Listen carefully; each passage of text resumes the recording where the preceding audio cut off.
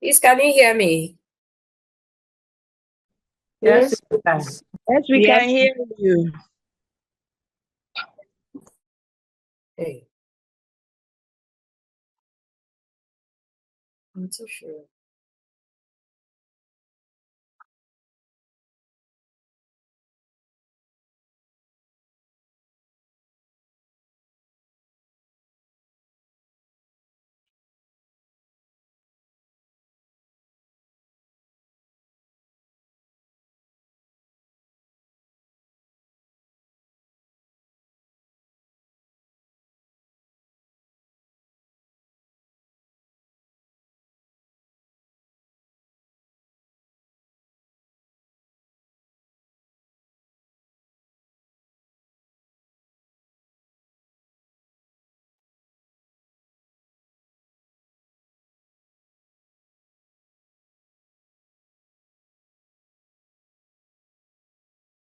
Recording in progress.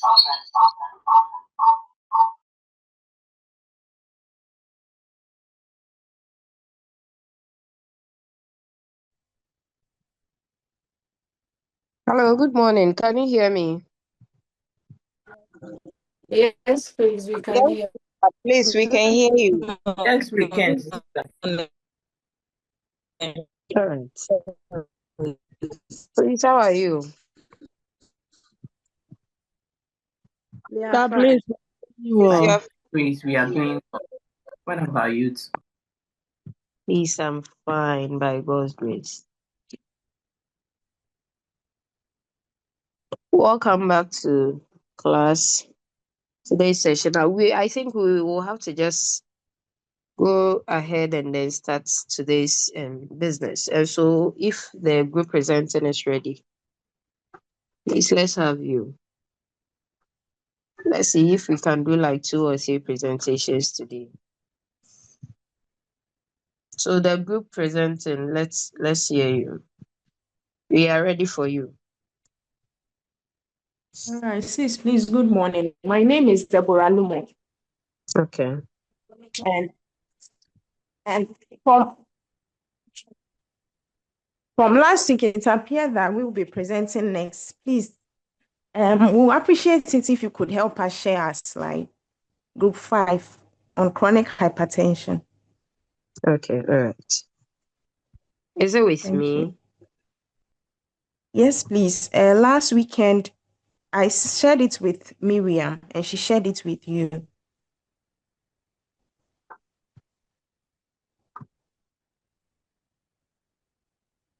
All right.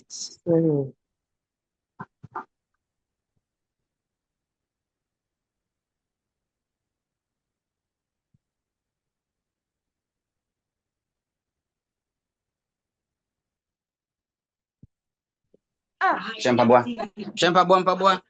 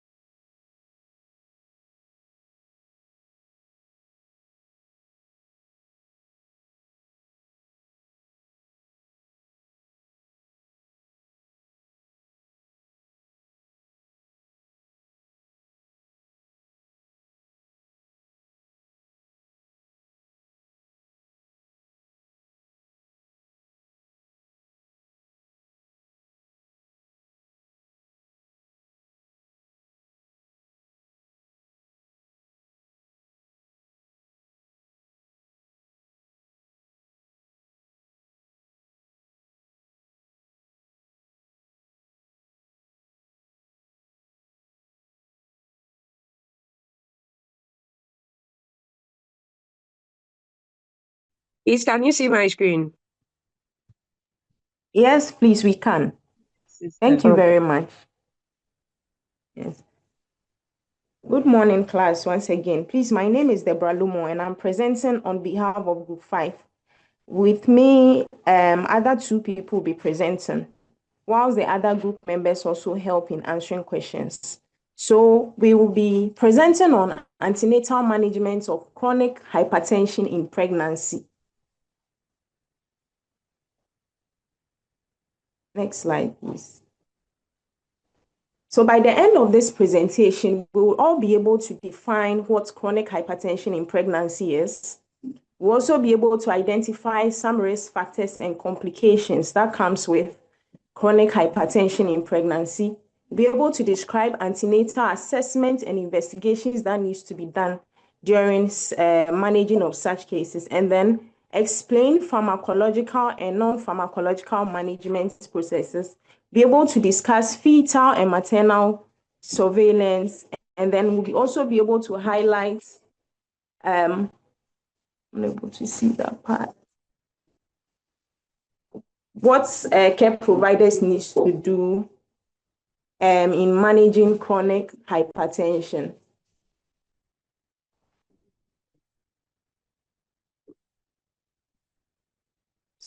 So when we say, before we look at what chronic hypertension is, let's look at what hypertension in general is. So we all know that hypertension is a condition where there is a force of blood pushing against the walls of the arteries, leading to a high blood pressure. So normally an individual's blood pressure should be within the range of 120 80 to before hitting 140 90. Yeah, so we say hypertension when someone's blood pressure is above the ranges of 140, which is for the systolic, and then 90 for the diastolic. Then chronic hypertension is hypertension which surfaces before 20 weeks of pregnancy. And this can go beyond even 12 weeks of postpartum. So after the person has delivered, you still realize that the person has high blood pressure till 12 weeks of what? Postpartum. Next slide, please.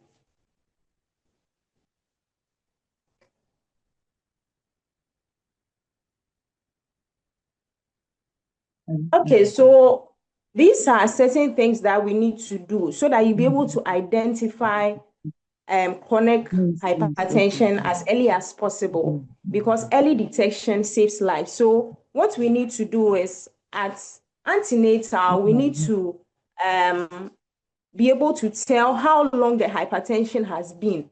So in case you check the BP of the person, you can ask that, has there been any time you've checked your BP that your BP has been high?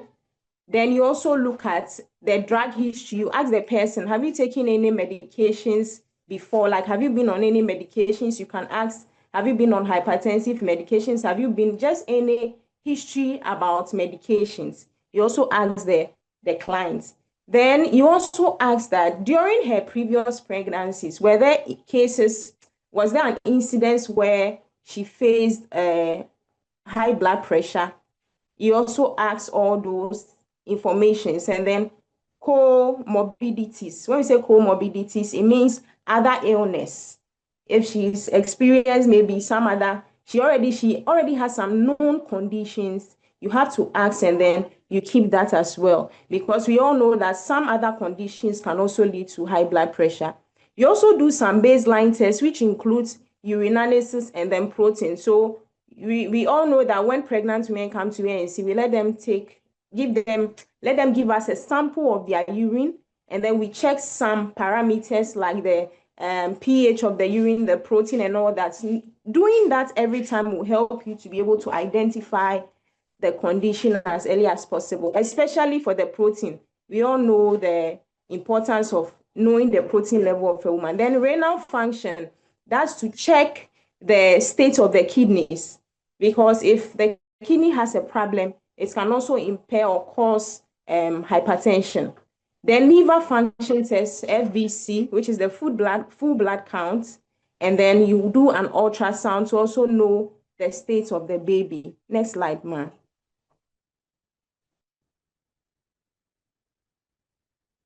So,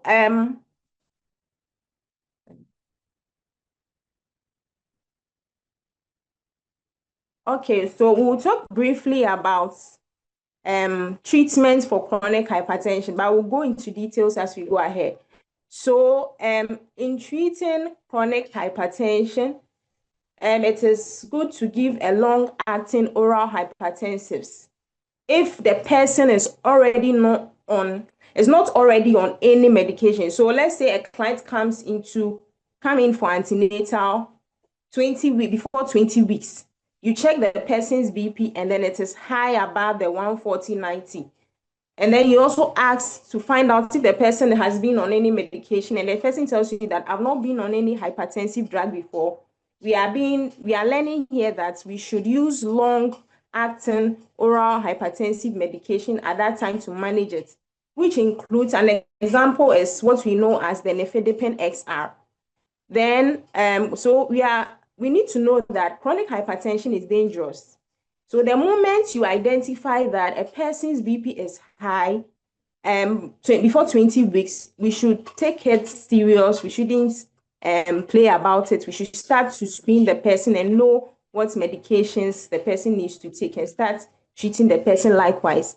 So immediately when you realize that BPs are high above 140/90, mostly when you check for the first time, you let the person sit down for a while and recheck. Yes, so when you recheck and then still it's persistent, then it means that you need to take an intervention. So when you realize that the BP is about 140/90, most guidelines advise that you treat definitely, especially above 150 for the systolic and then 100 for the diastolic. And then for above 160, 110, it needs urgent control. It needs urgent control. Next slide, please. So these are the treatment regimens. We are going into details. So if you have a BP less than 140/90, though it's close to the abnormals, you don't need to give any hypertensive medication. All you need to do is to continue with your routine ANC and BP monitoring. So with such a person, there should be no instance where you forget to check the BP on any visits. You make sure that because of the fact that maybe the person's first BP used to be around 120, 70 thereabout, and then she comes for antenatal for the second time, and it's around 138, 80 something. Because it's close to the 140/90, and there's a change compared to her first BP. At that point, you may not have to give a hypertensive medication, but you need to keep an eye on such a client. Make sure that you do your routine antenatal care, keenly, and then monitor the BP as well. Then 2, we have mild, moderate hypertension. So in such cases, that is where there's an increase in high blood pressure above 140 to 159 for the systolic, and then 90 to 109 millimeters per mercury for the diastolic. So with that, you give a long-acting BP medication. Example is the Nifedipine XL, which is also known as the extended release,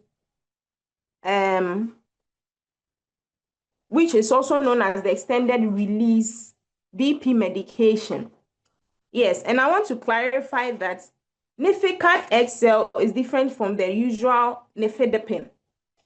Nifedipine XL, or when you see Nifedipine XL extended release, it means that it is a long-acting nifedipine. So with that one, when you give to the client, it will take time for it to take effect. So we should be able to identify the differences and know which to give at what time.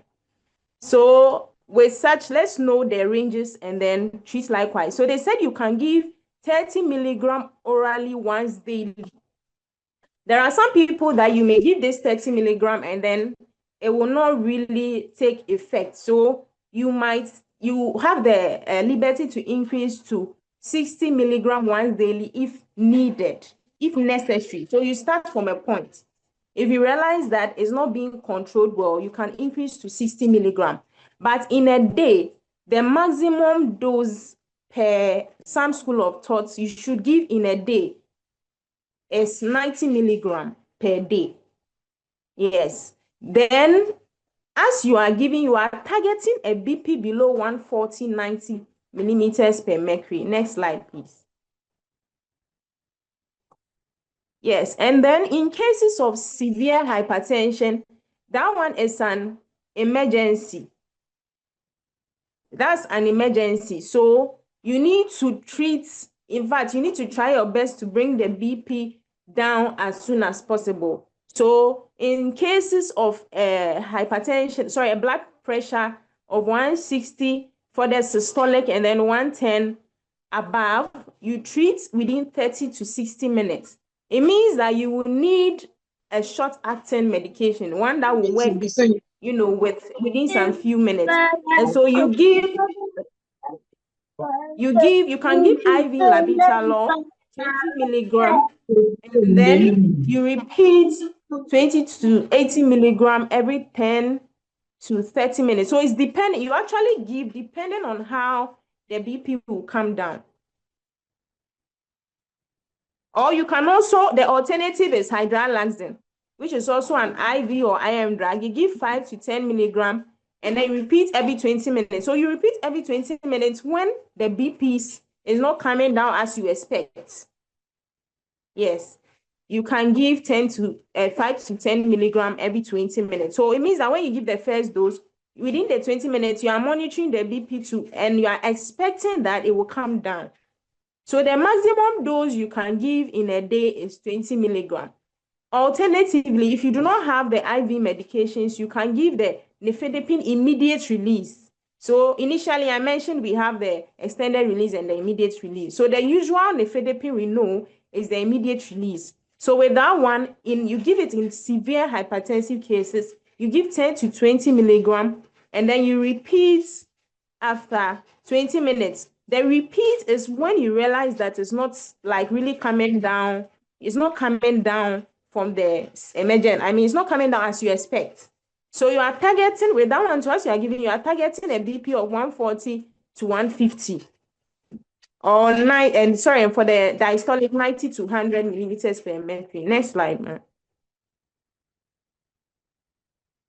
Okay, so we should take note because there are some drugs that can't be taken during pregnancy.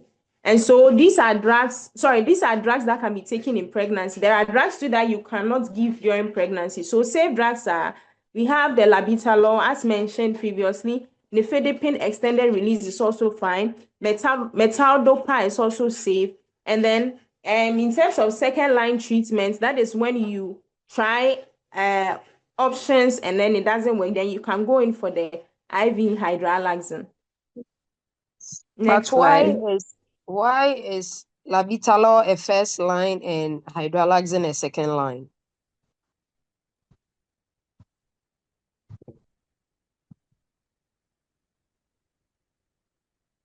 Can the presenter hear me?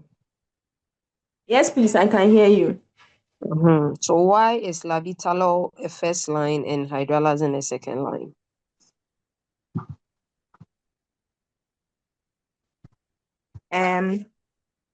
Okay, I don't know if any of my colleagues can help me with that.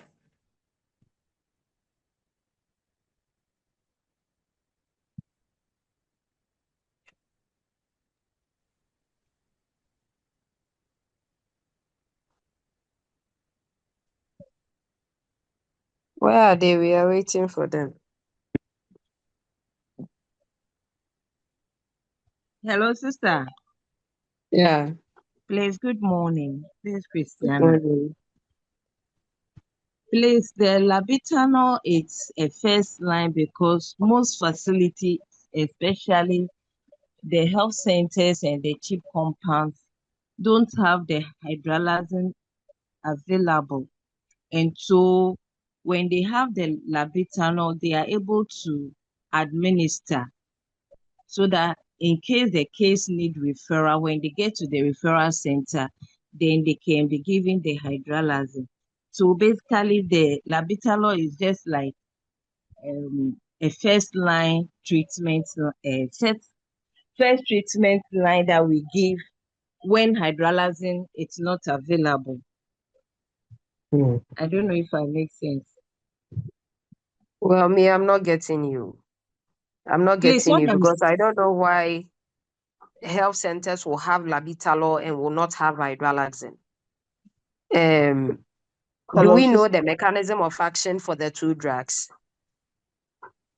And the first line, defining a first line medication shouldn't be like because you don't have hydralazine at the facility, that is why labetalol is the first line. No, that shouldn't be it. And so do we know the mechanism of action?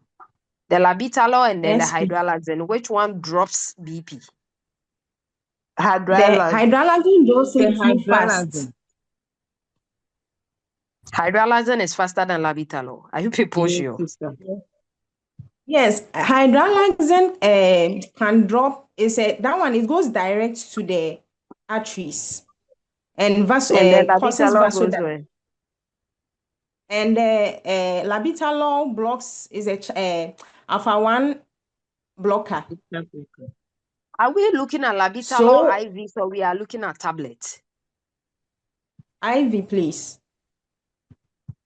So if you have someone with BPs, higher BPs with high pulse, and then higher BPs with lower pulse, you will start with labetalol instead of hydralazine. Okay. In such a case, you give hydralazine first because So of the fact that labetalol is always given after the hydralazine because hydralazine slows down with the BP dropping and all that. Labetalol crashes it all. Okay. I don't know. Maybe Alright. other facilities have their own. But your facility, the labetalol is your first line. Yes, sister, my facility, the labetalol is the first line. And then you are able to complete the labetalol schedule and follow it up with hydralazine. No, not that you start with labetalol and then continue with hydralazine. No, I'm trying to say that The meaning you is always consider the labetalol your first line and the BP doesn't drop for you to add up the hydralazine.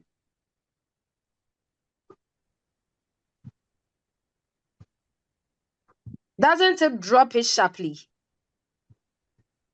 I'm talking about the labetalol. Yes, sister.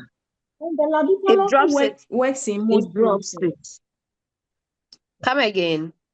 Yes, it drops it. So after administering it, there wouldn't be a need for the hydralazine to be given. And so why will we start with something that will drop it sharply rather than starting slowly with hydralazine? What if you give the labetalol and then the BP crashes at one time?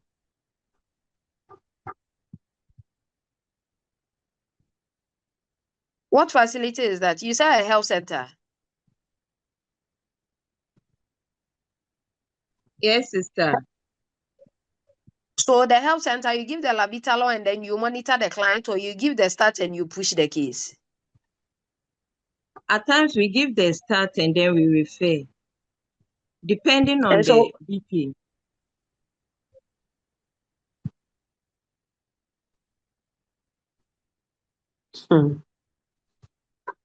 Okay, you continue. Okay.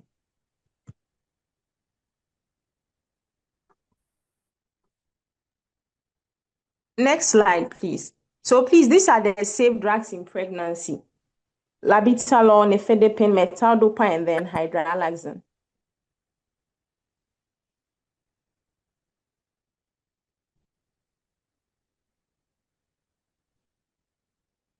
Now, please, the next slide.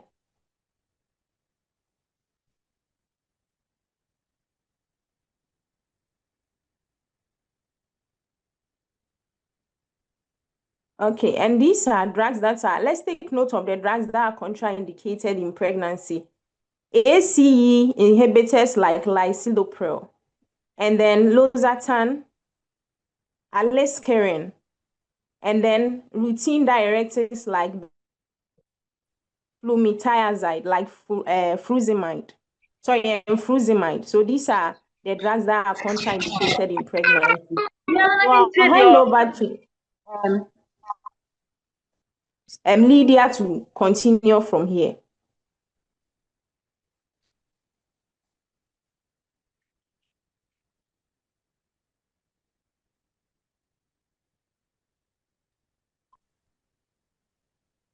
Hello.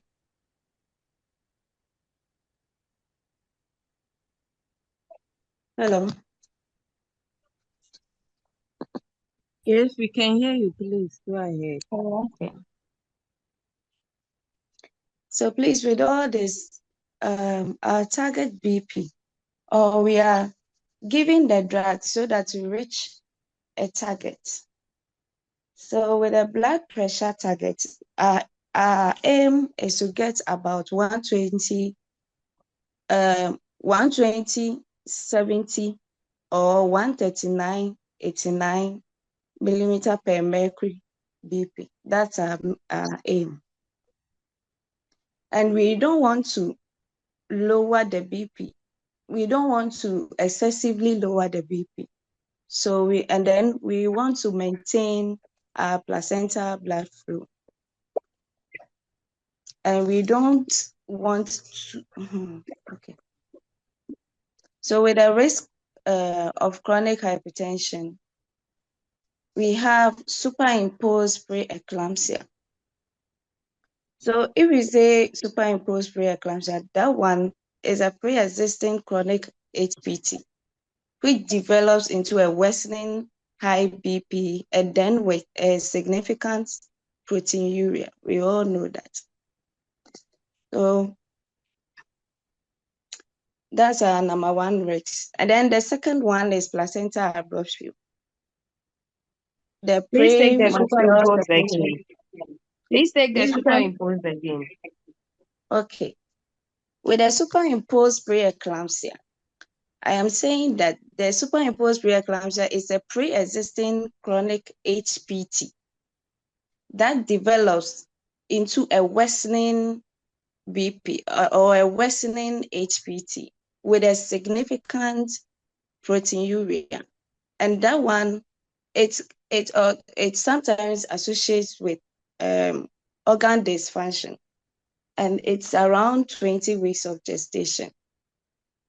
And even up to 50% of women with chronic HPT will have superimposed preeclampsia. And then the second one is placenta abruptio. That's the premature separation of the placenta. And then the third one, fetal growth restriction. When there is a high BP, the possibility that the baby will have growth restriction is very high, because there will be a low,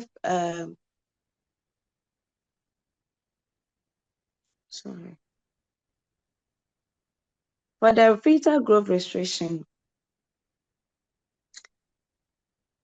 when BP is too high, the possibility of the baby getting enough oxygen is low, and then it can cause growth restriction.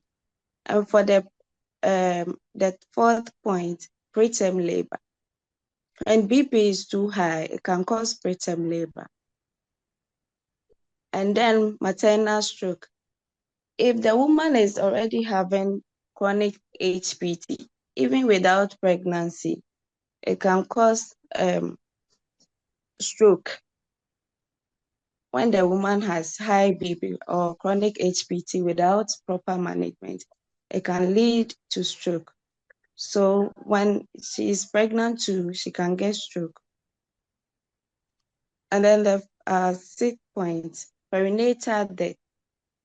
We all know that every condition, if it's not being treated well, can lead to death. And then IUG, and prematurity, intrauterine growth restriction and prematurity. We all know that if there's high BP, the possibility of we getting a premature baby is high. And then stillbirth as a result of placenta abruptio. If the placenta is separates earlier than the usual, there can be stillbirth if not attended to. Okay. Please, the next slide. Now we want to prevent preeclampsia. So with the prevention of preeclampsia, one, we have to give lower doses of aspirin. We can give lower doses of aspirin, like about 75 to 150 milligrams daily. And then we start at 12 to 16 weeks. So our aspirin can be given around 12 to 16 weeks. And then we continue on until 35 weeks. Then we give our iron supplements too. And then our iron supplements can be taken in a lower doses too. We can give like about 97 milligram as we've been doing at the ANC.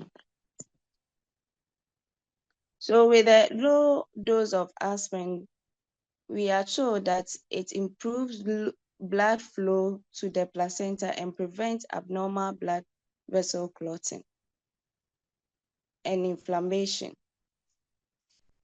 Please, can I get the next slide?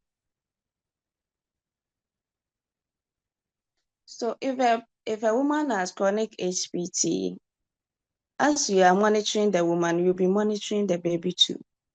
So number one, you do the anomaly scan, which is also known as the anatomy scan. And that one is done around 18 to 22 weeks of gestation. And then you do the growth scan, which is also from 28 to 32 weeks of gestation.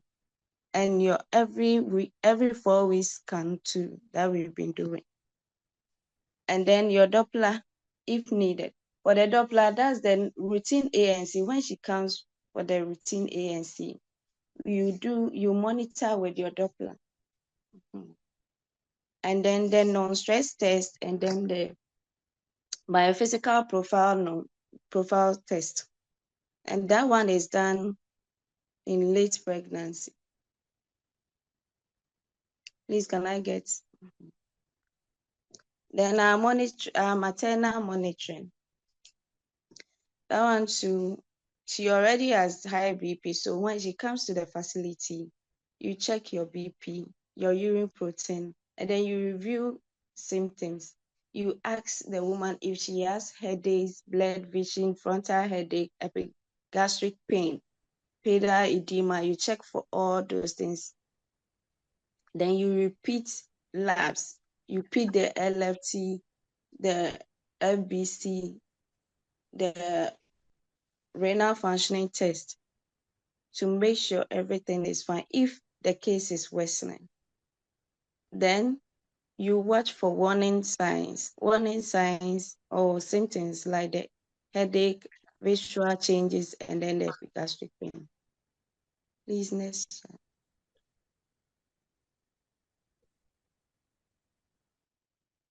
Then the time of delivery.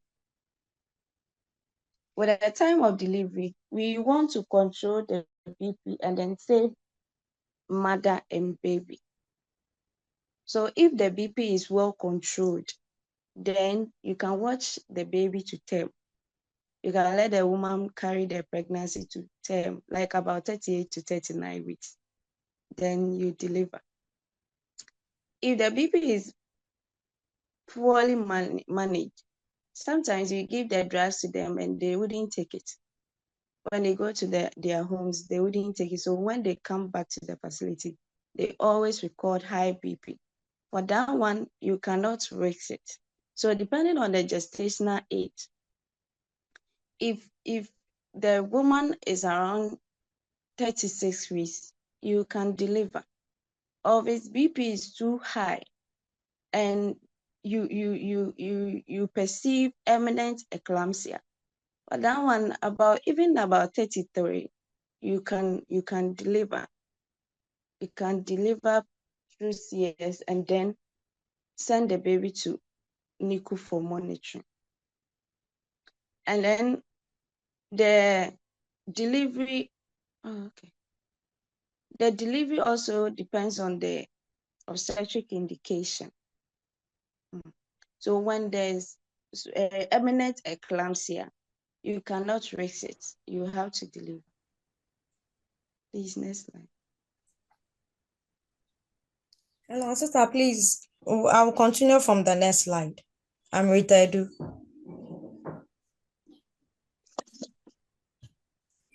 Okay, so here we are just going to check whether the patient is okay after delivery. So postpartum care and management of the hypertension after delivery. We continue with the monitoring of the BPs.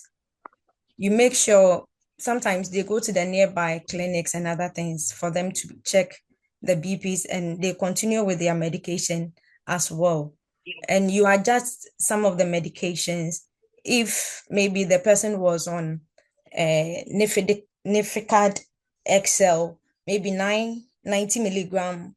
It can be reduced depending on the patient's BP that she is presenting. And there are more drug options that are allowed when the baby is out as well.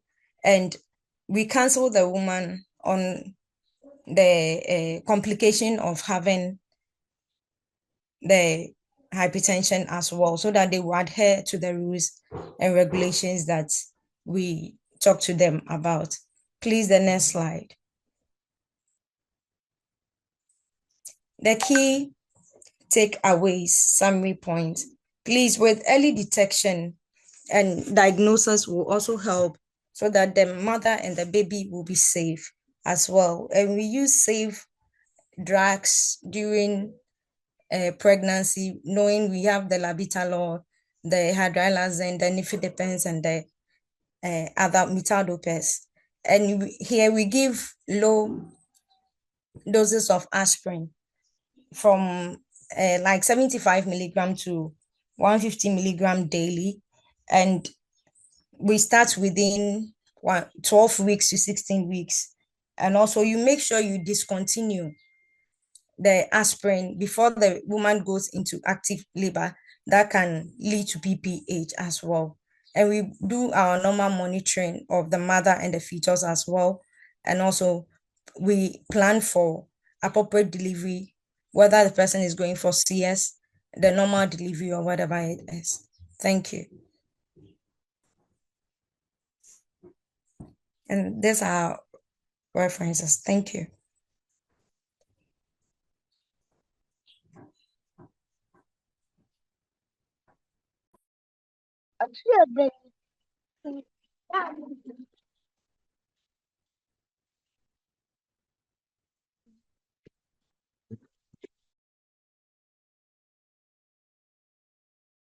Yeah, thank you. Please, they are done. Oh, they are waiting for your questions. If you have any question for them, you ask them. If not, you go ahead and take the next presentation. Yeah. Hello, good morning. Good morning. Please, I have a question. When she was presenting about the risk factors of chronic hypertension, she said placenta abruption. So I didn't get the explanation well. I rather know that if the high BPs that will lead to the placenta abruption. But how it was explained, I didn't get it. So I don't know if they can elaborate more on that for me. All right, please, I would like to clarify that part. Go ahead. So okay. So this part is not, we are not talking of risk factors. We are talking of risks of chronic hypertension. We can also say consequences of chronic hypertension. So some consequences of not managing chronic hypertension very well include placenta abruptly. I don't know if I've been able to answer your question. So if there is chronic hypertension, but hypertension in general in pregnancy can lead to the placenta distraction. I think please have answered it. Yes, please. Thank you. You're welcome. And then please, I want to also clarify on the question, Madam, about labetalol and hydralazine. So there can be situations where the two have to be given together. I mean, labetalol may be given first, and then if it causes the pulse rate to come down, then in that case, it means that hydralazine will have to be given to do the two at a time. Because if labetalol is being given to bring the BP down, and then it starts to cause the pulse to come so low, hydralazine has that ability to also increase heart rate. So in that case, hydralazine will be given to help with the BPs and at the same time control the pulse rates that may be coming down. That's what I wanted to add, please. But generally, both medications control, it's used to manage hypertension in pregnancy. And both of them are first line. None is first line, none is second line. It all depends on the condition you are managing. That's exactly what I wanted to say. All right. You don't say that this is a first line, this is a second line. For me, my facility, when someone comes and then there is high BP, and you know that now most of the time when the BP is extremely high, you don't even need to wait for urine protein. You start with Maxoff. You know that, right? Yes, sister. Are you people aware? Yes, Yes, please. sister. Yes, Yes, sister. Yes, Yes. sister. So most of the time when it's extremely high and then you start with Maxoff, you know that Maxoff has some kind of effect on the BPs. And so once the Maxoff goes in, you wait a while to monitor the BPs to see. Now, when to give the labetalol and then the hydralazine depends on the BPs you are seeing vis-a-vis the pulse. And so if you are getting a higher pulse, you wouldn't go in for hydralazine. But then if the BP is a bit higher, but the pulse is normal and all that, you go in with hydralazine and then continue with hydralazine. Make sure if the situation demands you to complete the cycle, you do.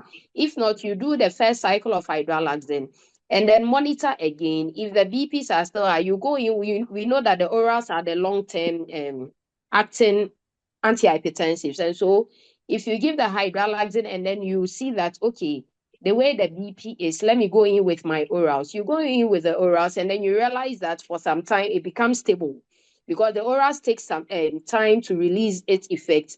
And so it's able to carry the BPs through small until you achieve what you are looking for. And that is why we do not give the drugs together. Like you don't say this is the protocol. So you go in with this, you go. By the time you realize you have crashed somebody's BP, and then how to resuscitate the person will become an issue. I don't know if you get it. Yes, please, we do. It's clear. All right. Thank you. Hello, Do we have sister. any more questions? Yeah. Please, based on what you just said, please, I want a little clarification. Please, you said that when the BP is extremely high, you just go in with your Maxoff. Please. Yes. Okay, so without considering the gestational age or whether the woman has signs of imminent eclampsia or not, you just do the Maxoff regimen. Once the person is more than 20 weeks, you know that once the person is more than 20 weeks, we are not looking at chronic again. We are looking at superimposed. Okay, Do you get it? Yes. And sister. so once the BP is high, the BP being higher, like 200s and all that, is telling you that this one can fit, even without waiting for urine protein. The BP being higher is telling you that this is a severe fever. You don't even look at epigastric, the headache, the blood visions, and all that. Because by the Okay. time you sit and wait for those ones, you end up letting this woman fit whilst you are there playing around with your antihypertensives. Thank you, sister. You're welcome.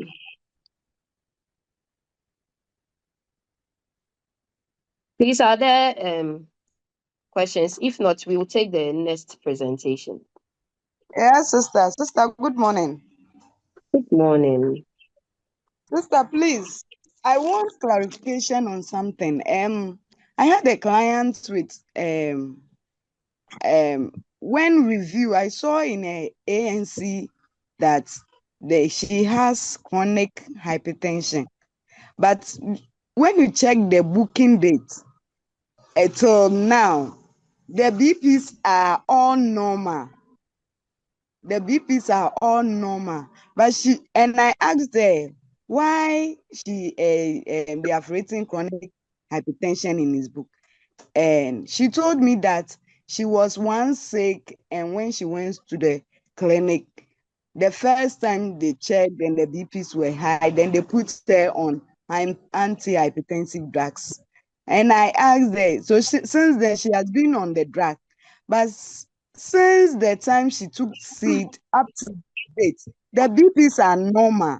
The highest I could get is 120/80. So I don't know if we can term that client as chronic hypertension. That is the clarification, please. I want to know. Thank you. All right. So this one can be a managed hypertension. A managed one. Because she's still on drugs, right? Yes, sister. Yes. So it's a stable. And when they Okay. detected, you and I were not there. Yes. Yes. So they But she put her said on the drugs. day she went, she said the day she went is when she was put on drugs. So me, I thought The day maybe they they would not. detected was the very day they put her on drugs. Yes, please. Well, like I said, you and I were not there. So maybe they used their discretion and then they felt this person needed drugs. And clients cannot be able to give you a vivid explanation of the whole situation. You get it? Okay. Yes. And so here we cannot sit here and then brutalize our colleagues. Okay. Yes. They No, I followed want what to we know if told. we can term it as chronic. It is Can chronic. we term it as Once they chronic? have diagnosed it and client is on drugs before 20 weeks and all that, it is chronic, but it is managed. That is what I Oh, want to okay. say. Okay. Yes. Okay. Thank you. Right. You're welcome. Any further questions? If not, can the next group start presenting? Thank you, group 5. Well done. Hello, sister.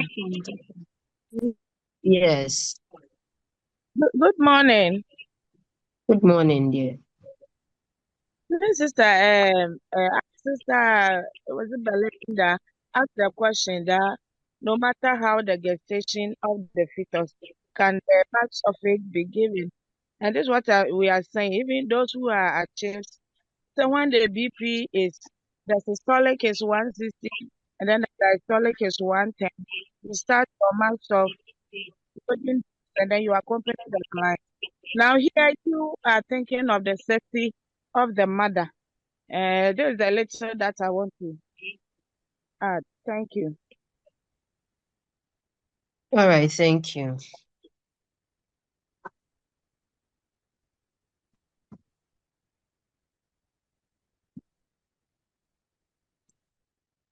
The next group, please. Are you ready?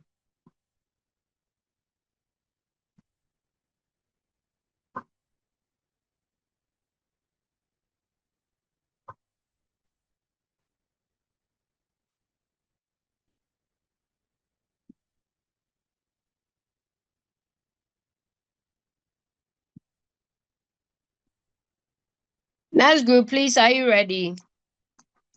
The next group is for group 6, right? We have like 50 minutes. I'm sure you'll be able to make use of it. So please, let's see you.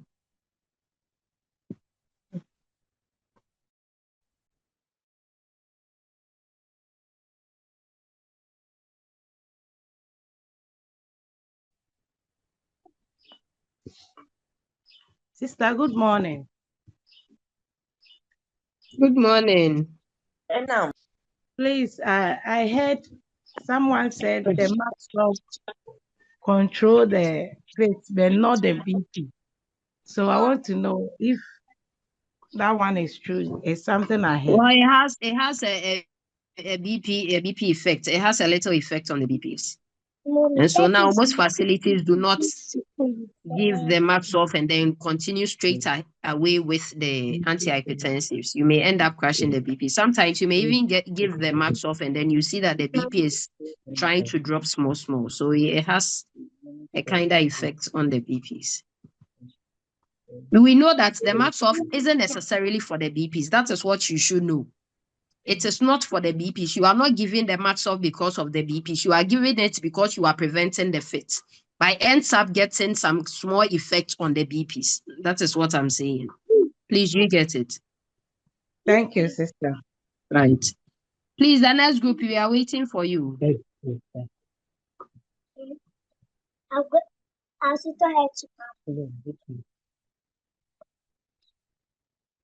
His name is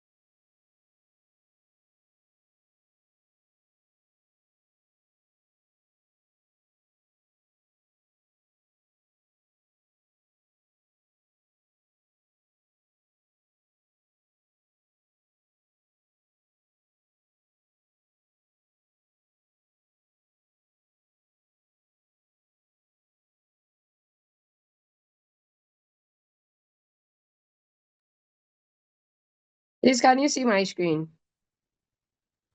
Yes, sister. Right. Yes, sister. Let me clarify something. The group 5, the presenters, was it Rita, Edu, Lumo, and then Christiana? Or the Christiana and Lumo is the same person? No, Oh, sister, Christiana they are is two different different from people. So the Christiana was Christiana who? Kotobo. Sister, Kotobo. the presenters were Rita Edu, Deborah Lumo, and Lydia Okran. Oh, okay. Okay, so Christiana didn't present. Right. But is Christiana part of the group? Yes, sister. But you, what did you do? That you are adding your surname to it. You came to ask question, you didn't answer question. Bye-bye. Group 6. Let's hear you. Sister, answer questions, so. Not lie. You came to ask questions. You group member, you came to ask questions. Group 6, please, let's hear you. I don't mind Christiana.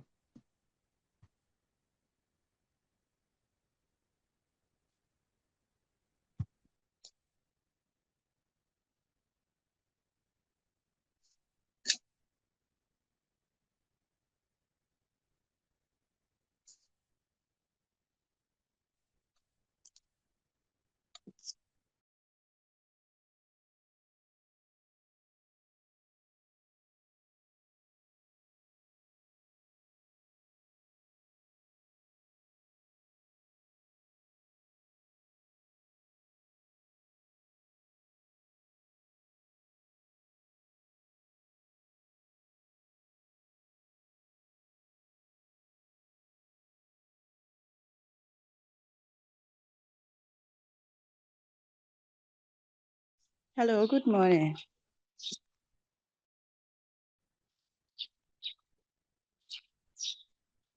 Good Hello, morning, sir. can I be heard? Yes, we Hello, can hear you. We can please, hear you. I'm a member of Group 6. I'm Abigail Sewakutu, and I'm presenting with my other colleagues, Christian Akwache and Otima Comfort. Okay, please, we are starting. Our presentation is on preeclampsia. Definition. Preeclampsia is a hypertensive disorder that develops after 20 weeks into pregnancy, which affects 3 to 8% of women who give birth worldwide. It is a multi-system disorder which can affect the placenta, the kidney, the liver, the brain, and other organs. Early detection and management are crucial to prevent progression to eclampsia, which involves seizures and can be life-threatening.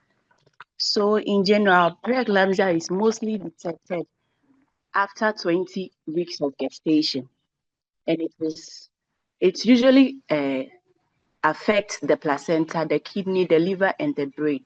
But early detection always helps in treating it or in managing it.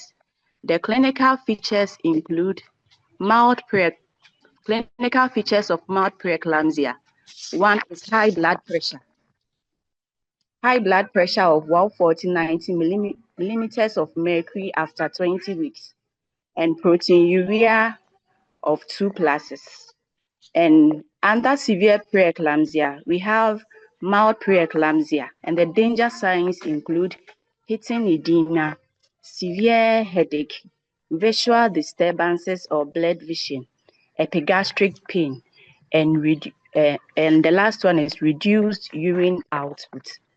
So under mild preeclampsia, we use BPs of 140-90 in detecting it. And as I said earlier on, preeclampsia is detected only after 20 weeks. And under the severe preeclampsia, the danger signs include the pitting edema. We usually use our hands to pit their foot to detect the severe preeclampsia, and the severe headache and blurred vision, epigastric pain, and reduced urine output. So we have a picture of our client who is at the market, who has all these signs and are listed up there. We have the risk factors, that is first-time pregnancies, multiple pregnancies, that is twin, triplets, and etc. Obesity, pre-existing conditions such as hypertension, diabetes or kidney diseases, family history of preeclampsia. So all these listed are all risk factors, and they are self-explanatory. Principles of management. We have the one, prevent maternal and fetal complications, control blood pressure, The prevent way you are seizures. reading to us, we don't understand. No. You are reading the thing to us. Why, madam? Why? Madam, teach us, please. Thank you. Okay, so with the risk factors, we have most of the time like first-time mothers, they are at risk of preeclampsia, multiple gestations, because there's a uterus or the fetus are 2 or 3, they are at risk of getting preeclampsia. Obesity, mothers who are big enough or who are, yes, I would say those who are those who are big are also at risk of preeclampsia. And those who have the condition, that is the family history. If you have a family history of preeclampsia, you are prone to getting it. And those who have the pre-existing condition of the hypertension, they are at risk of getting preeclampsia.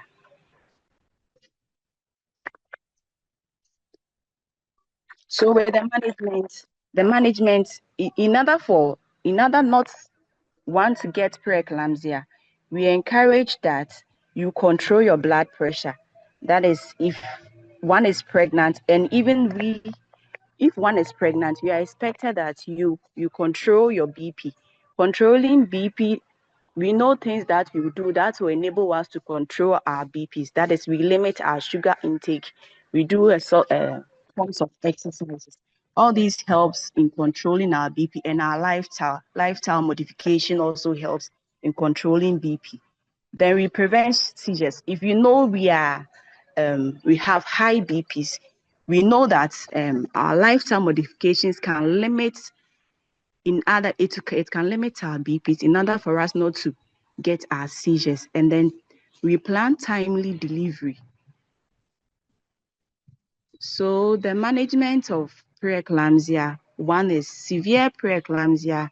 It requires immediate hospitalization, stabilization, and likely delivery after 34 weeks or sooner if maternal or fetal conditions deteriorate. Most of the time in our severe preeclampsia cases, we always encourage them to always be in touch with the hospital. That is, either we most of the time we admit them at the hospital, and then we monitor them frequently. So when they are due at 34 weeks, we by 34 weeks we plan our bed, and then we deliver them safely in order not for their cases to escalate. We administration of prescribed antihypertensive to control blood pressure. So we mostly give them antihypertensive such as nifedipine, labetalol, hydralazine in order for them to it minimize or stabilize their BPs for us. And also we administer magnesium sulfate to prevent the seizures. So as Sister said earlier on with our other colleagues' presentation, when our BPs are high, irrespective of the urine protein, we need to administer the Maxol to prevent the seizure and also helps in controlling the BP for us. And with the Maxol administration, it is often given 14-gram loading dose. The 14-gram loading dose, you take 3 ampoules, and the 3 ampoules for the IVs, you withdraw 9 gram.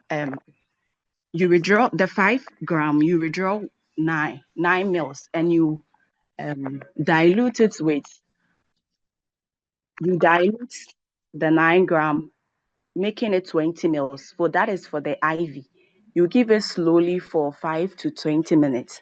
And then you take the other ampoule, that is the 5 gram, to each bottles. That is the left bottles, upper outer quadrant, and the right bottles to upper outer quadrant. That is the mixture or the administration of the 14-gram loading dose. So with the management, one is we monitor strict input and output. So most of the time in our various facilities, we have the intake and the output charts. So before you administer the loading dose, you pass your urethral catheter. Then you monitor the output. You connect your saline. Most of the time, because of their BP, we give them Ringer's lactate instead of the normal saline. So we put on our saline, then we put our intake and output chart. We check the urine output in the urine catheter, then we document, then we give our loading dose, then we monitor the client. So we take blood samples, that is the FBCBF, the LFT, and the platelets. Most of the time we say it is PET labs. So it comprises the BUE creatinine, LFT, serum uric acid. That is the labs we often take for the preeclampsia patients. Then we monitor the fetal condition, that is the fetal heart rate. Then corticosteroids to accelerate fetal lung maturity when preterm delivery is anticipated. Most of the time, when they are not up to 34 weeks, or when we see the still the BPs are unable to control, most of the time give the corticosteroids in order to help to mature the lungs of the fetus for early delivery of the baby. Then we deliver. So if maybe the BPs are able to control, then we deliver the client at 37 weeks. But if they are unable to control, then we give the corticosteroids, then we deliver early for the client. So we have, okay, I will call upon my other colleague to continue for me. Christiana Kwachi, please continue for us. Thank you.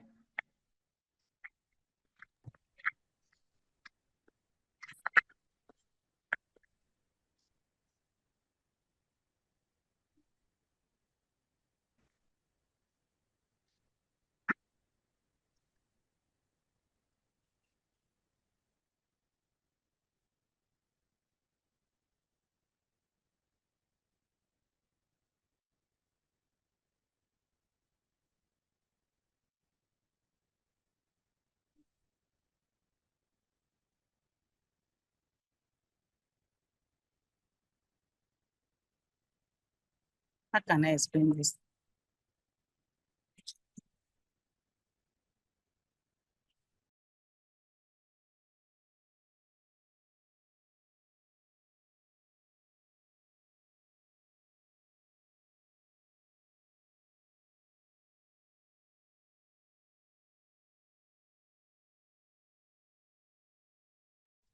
Okay, if she's not around, let me continue. So this is a chart to explain further on what I said earlier, helping mother and baby to survive. So with preeclampsia, the Sorry, first the first action, presenter, please, your name. Abigail Sewakutu. The first presenter. Please, I'm the one still talking. Why is the one you called?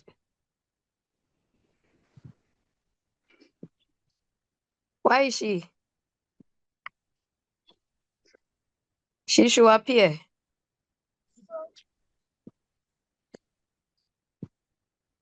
He said you are Abigail. Abigail. Yes, please. Abigail what? Sewakutu. Okay, so we are waiting for the next presenter. Hello, sister. Good morning. Good morning. It is Comfort Otima Boating. Okay. Please, I'm starting with the management. That's helping mother and babies survive preeclampsia and eclampsia. Action plan 1. I'm using the diagram. So as soon as the client gets to the department, you welcome clients and relatives. So you take the ANC card, you assess if pregnancy is greater than 20 weeks. So you ask clients, so you check the vitals, the blood pressure, then you do the urine for protein. Then you ask for danger signs. That is, I'm going according to the chart. Then you ask for danger signs. That is headache, blood reaching, or if there has been convulsion already. And if BP is greater or less than 90, or BP is greater or less than 140, and you've already had 2 urine proteinuria with no danger signs, you reassess again. If it is normal, you do your laboratory tests. Then you increase the follow-up. If stable, you confirm gestational age, then you deliver at 37 weeks. Then you provide with your essential care, continuing to mother.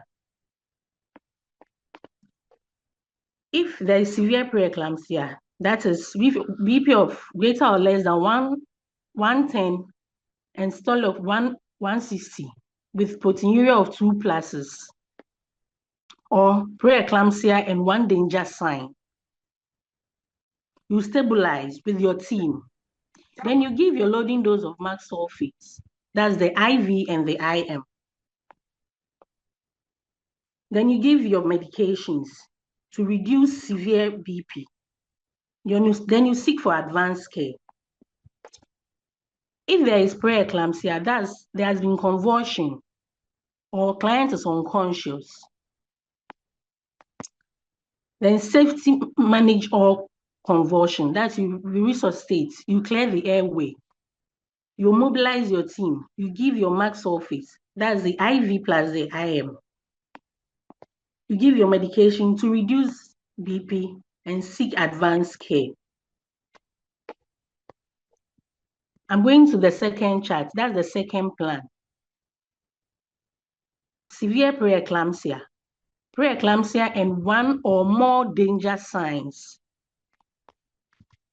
With one or more danger signs, you receive referral or continue with care. You begin with your max sulfates. Then you continue medication to reduce your BP. You continue close monitoring of the woman's fetus. If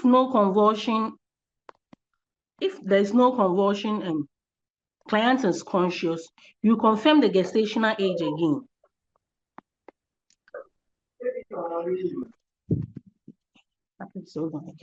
You confirm the gestational age again. Then you check your vitals within 24 hours. Then you end pregnancy. Ending the pregnancy means you have to terminate because client has convulsed. Then you continue your max sulfate during the management. If client being on the theater bed or at the recovery, then you continue monitoring. If viable to 34 weeks, you give your dexamethasone, dexamethasone. You admit woman and then you monitor closely. That is continuing your medication and giving your max sulfates. If less than 36 weeks to 37 weeks, that one too, you admit woman and monitor closely. If greater than 37, within 24 weeks, you need to deliver baby. And if there is convulsion or client is unconscious, you give your max sulfate. Then you continue your medication to reduce severe BP. You provide essential care, maternal and then to the newborn. Then you continue to monitor after birth.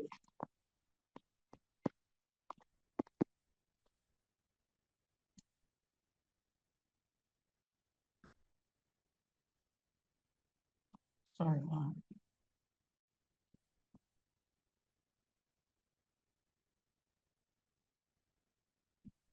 Yes.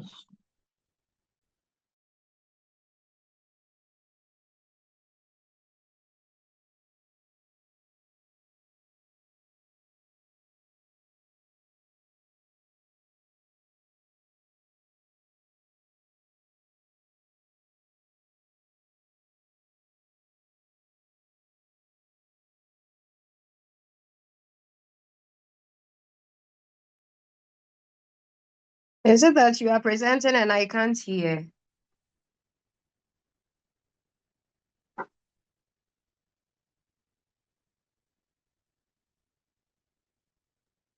Hey, sorry, I was Hello? muted. Sorry. I was muted. And then complications.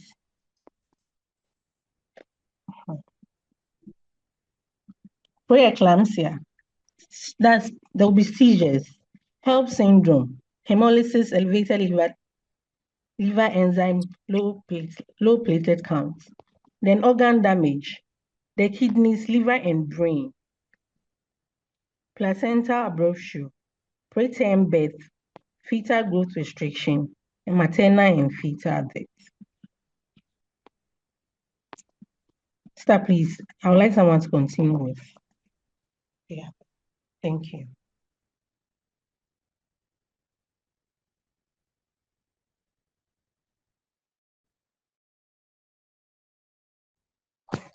Please, sister, I want to continue, but I want Sister, to please, this is do Antoinette.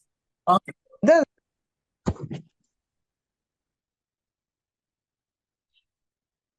Annette, continue, please.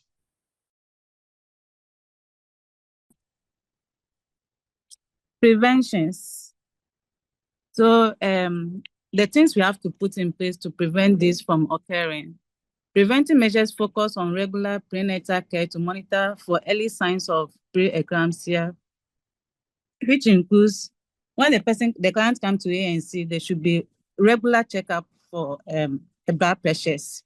So early detection will save us from this to reach these points. Then urine test for protein at ANC visit. So first thing when they come, you have to check their urine protein, the dipstick. You need to check if it is high, it's protein of 1+ or 2. You have to take necessary intervention. Then monitoring for symptoms such as headache and visual disturbances. We have to ask the clients if the BP, we check the BPN is high with the urine protein, we ask if they have this kind of signs, headache, visual disturbance like blurred vision and those things. Dizziness, we have to find out from them. If they tell us yes, we have to intervene immediately. Lifestyle considerations, such as maintaining a healthy weight. So we know the risk factors, obesity too is also part. So you have to encourage or educate our clients to maintain their weight, the appropriate weight gain, so that we will not reach these points. Then managing pre-existing condition, especially pre-existing high blood pressure. So before the booking visit, if you know the client is having chronic HPT, we have to manage it appropriately. In my facility, what we do is when we know the client is having HPT before pregnancy, they add aspirin 75 milligrams daily doses to the medication, which also help in controlling the BP so that it will not reach chronic or it will not aggravate during the pregnancy. Then educate and refer. So if you are in a CHIPS compound or health centers and the BP is high, you have to educate the clients on the consequences of high BP and the complication. Then you refer to the district level for proper management. Please, these are our references. And then I want to clarify one of my colleagues' presentation on the magnesium sulfate regimen. The loading dose. She did a slight slip of tongue there. So the 4 gram, the loading dose, the IV is 4 gram, which if the ampoule comes in 50% strength and 10 mils, you withdraw 8 mils of the MAC sulfates into syringe and then dilute it with 12 mils of normal saline. So in all, you'll get 20 mils. Then you give IV slowly over 15 to 20 minutes. And then you give the 5 gram each on each bottles. So in all, you get 14 grams for the loading dose. So I want just to clarify that one. Thank you. Then the subsequent maintenance dose will follow 5 grams each after 4 to 6 hours.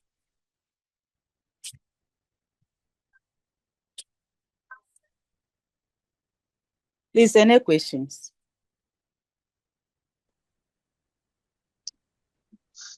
Hello, please, I'm a group member. I want to add something. Please, when you are giving the marks of the loading, you have to make sure catheter is in situ. And monitoring the urine output is very important. Thank you. Did you say when we are giving the loading dose? The one who came in to add up. Please, you have to make sure catheter is in situ before you start giving the marks of. Before you start giving the loading dose. At that time, the catheter, no, what will we do with it?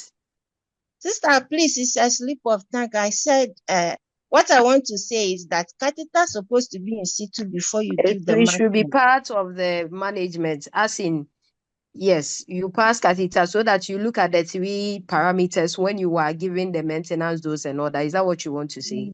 Yes, please. All right. Please ask them questions.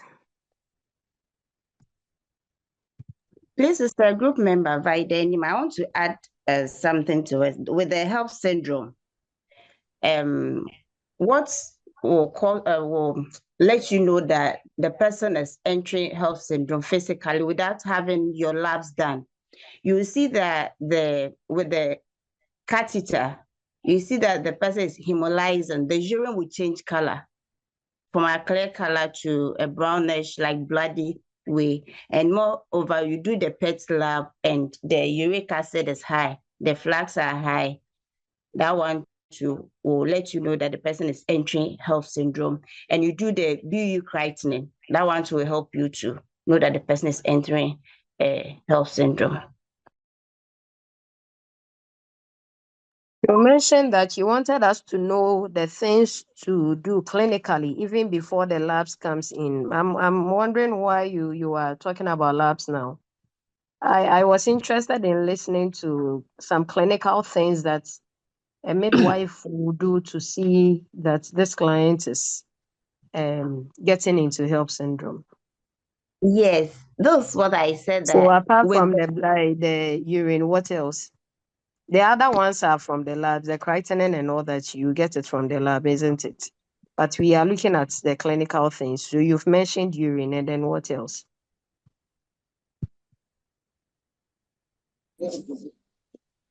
Yes, I want to add up to the signs of HELP syndrome. The person will experience upper right abdominal pains. Then the person will be complaining about nausea as well. Then headache, then blurred vision. They are all part of the signs of HELP syndrome. Thank you.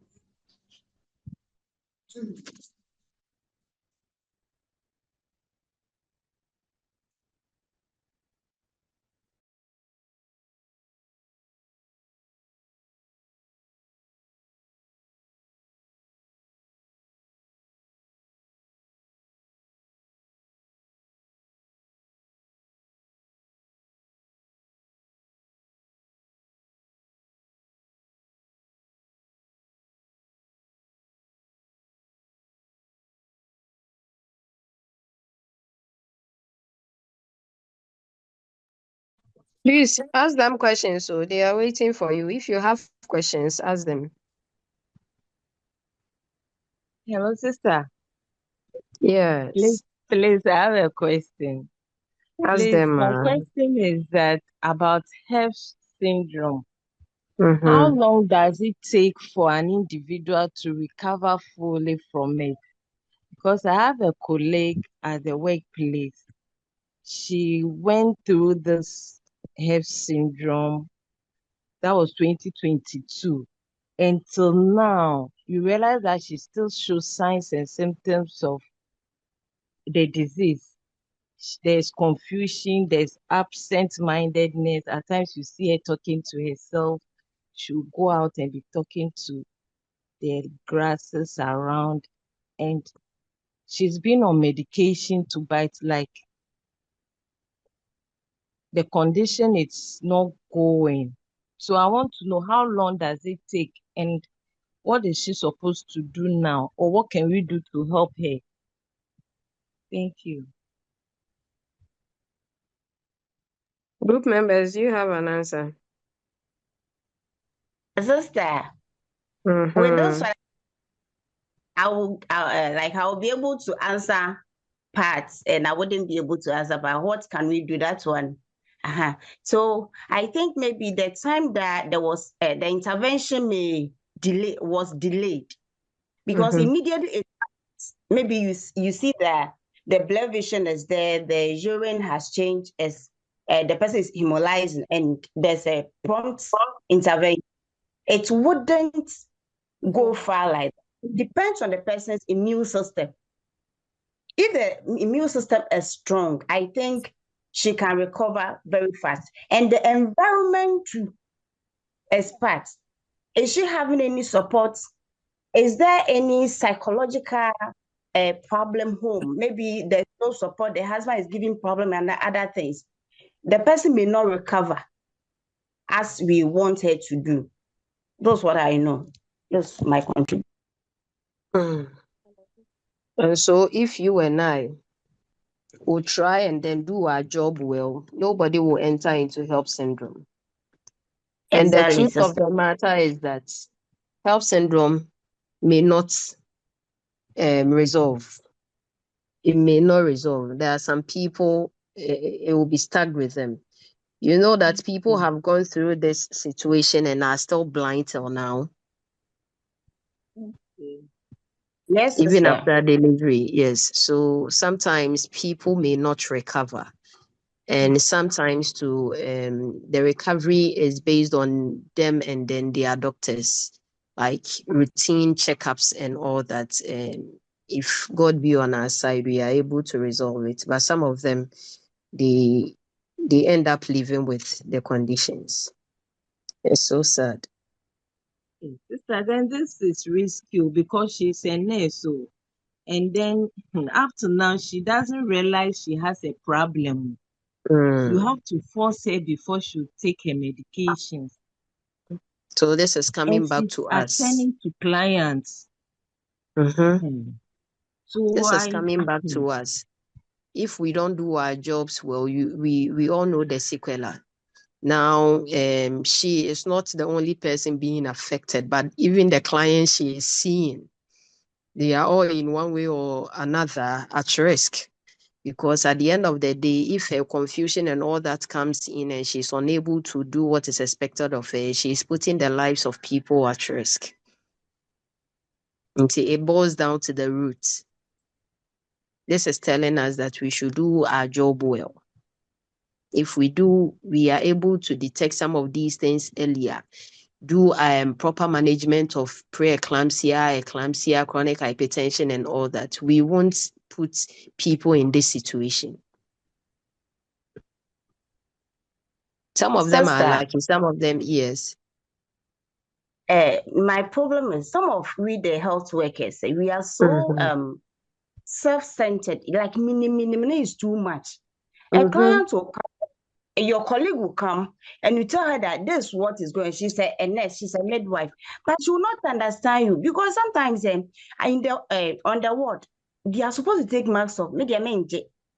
You even want to give high what do you call it's okay. You just want to give her a medication that she wouldn't feel the pain so much. But this lady will take it, and at the end of the day, she will there will be a fit.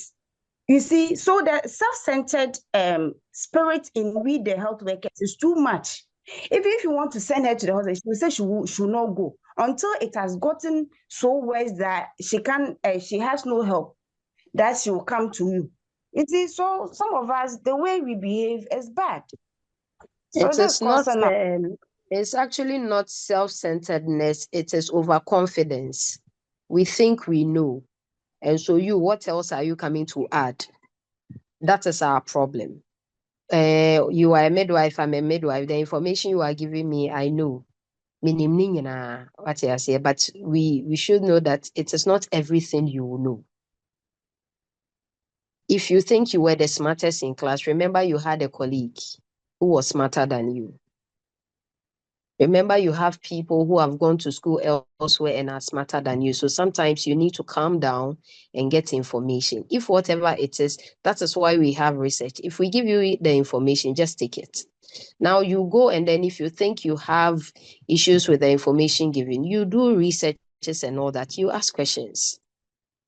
I understand where you are coming from. I understand that point very well, because sometimes we all encounter them in one way or another. But one thing I always say is that once I know whatever I'm doing or what information I'm giving you or what I'm telling you is right, you may never win.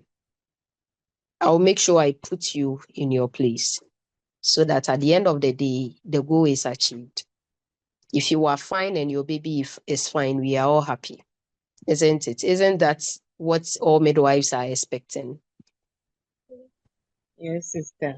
Yes, sister. Exactly. So sometimes we should also get our information right, try to handle them well, not to be violent, not to be extremely chaotic and all that. But I mean, you need to also find your own way, techniques to make them understand that this is it. This is the situation. Yes, you are a colleague. You may know, but maybe this are some of the things you don't know. So this is what I'm saying. You let's toe that lean and see. then you some of them no more here and all that. So I mean, we also have to be on top of the game so that you'll be able to take them through. Why? Say, I am munya omo ho abotre, minim ne dawson, but mo de munya omo ho abotre. Why? Yes, sister. Sister, like in my unit ANC, a staff came and she take the SP, and it's dot. So I told her that she would take it. He said, maybe I had them mommy, like I'm a new staff there in that unit. And maybe I had the mommy the coffee, and I said, it's dot. So she would maybe I am fine, mommy, into me, I'm a coffee and a menu. And I said no. Until she takes it out, document it. Sure. So please, and I said no. So like she was talking back at me, like there was this exchange of speeches, and I went to my in charge to tell her that this is what a staff has come, and she said she want to take the drug home, but me, I will not document because I haven't seen her taking it. Exactly. I said no, I didn't mean who dear men and I should give it to her to send it home. Can you believe that her next visit she has gone to a new room? She doesn't even talk to me. No, but you see, this is not entirely her fault. It is the fault of the staff there. And I will go up to the in charge. Oh, sometimes if you are in charge and I have brought a situation like that, you don't say that, oh, the farmer for what exactly? At the end of the day, you and I know that this is a dot medication. And so why will you tell me to give it to someone because she is a nurse or a midwife? They started it, and you antagonizing has made you the devil.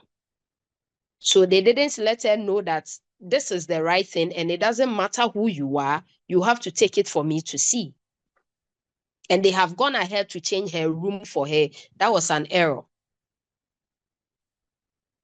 That was an error. Sometimes these things, it comes from us. We now try to put some of these things together. We now instigate some of these things because your in charge didn't approach the whole situation well. But it is what it is. That is the system for you. As for me, I'll continue to do it. Oh yes, do the right thing. It shouldn't stop you. If they will continue to give the drug to them to take home, it's their own cup of tea. At the end of the day, if something should come, you are safe. So just be in your lane and do what is expected of you. Yes, sister. Hi, madam.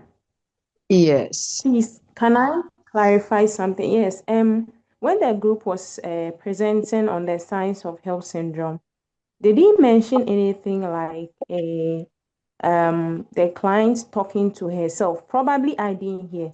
I became a bit confused when the lady brought in the scenario that her colleague goes to talk to even grasses and all. So does it mean that it was an omitted sign of the health syndrome, or I became a bit confused? So if that can be clarified, probably I didn't hear it as being a sign and symptom.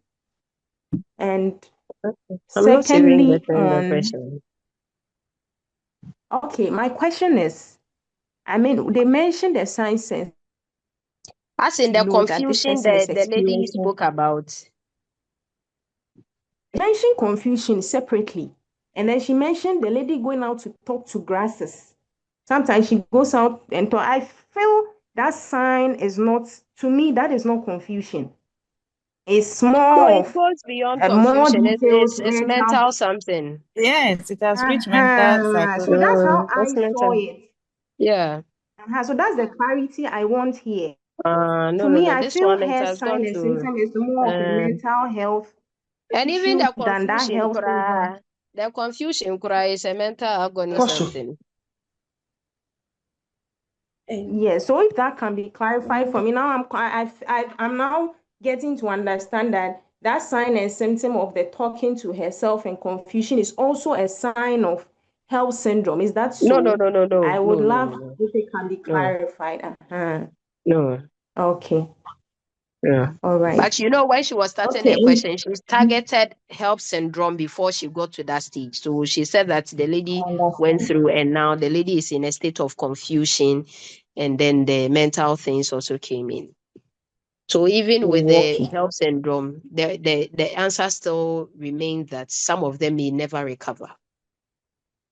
Okay. All right. Thank you very much. And then You're also, welcome. secondly, on the malaria directly observed therapy thing, I remember there was a time I encountered a similar situation where the clients refused to take. And then the in charge told me, oh, now it's allowed that you can give it to the clients to go because and the reason she gave was that there are some clients they become drowsy.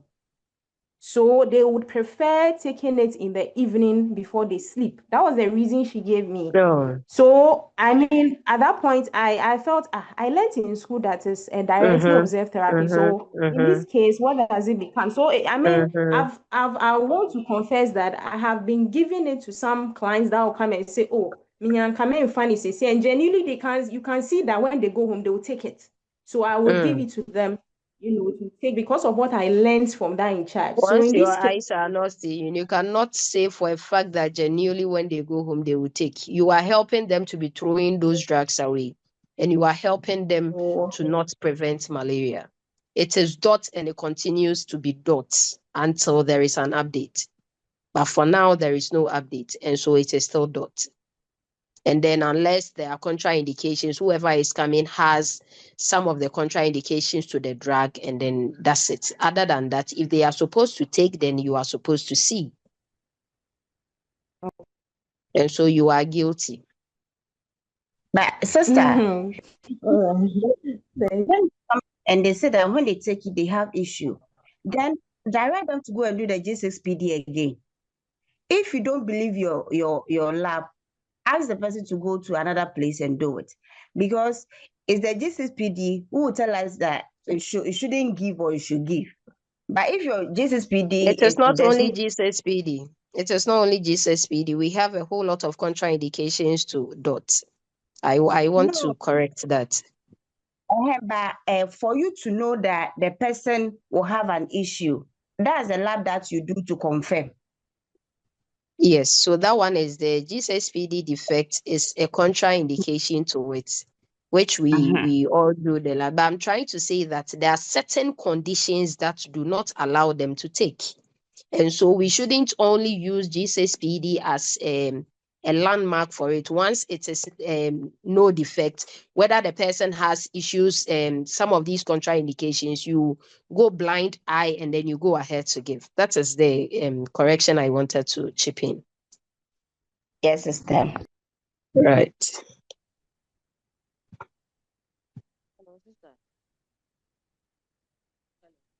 Hello, So sister. yes, we have just 2 minutes for the Zoom to end. I don't know if you can be quick about what you want to say. Yes, please. Please, and then if the person has signs of malaria, if she comes to Yes, complain it's a of contraindication. that one Mhm. you don't do. You have to treat it. Even Do your life, epilepsy, treat it. epilepsy and all that, we have a whole lot. Yes. So maybe we should go back to visit our book, then we'll be able to know that so that we do not make mistakes. I hope we all get it. Yes, sister. All right. So thank you very much for coming this morning. We have like 2 minutes for the live to end. Have a good morning, and then we will meet next week. Bye. Sister.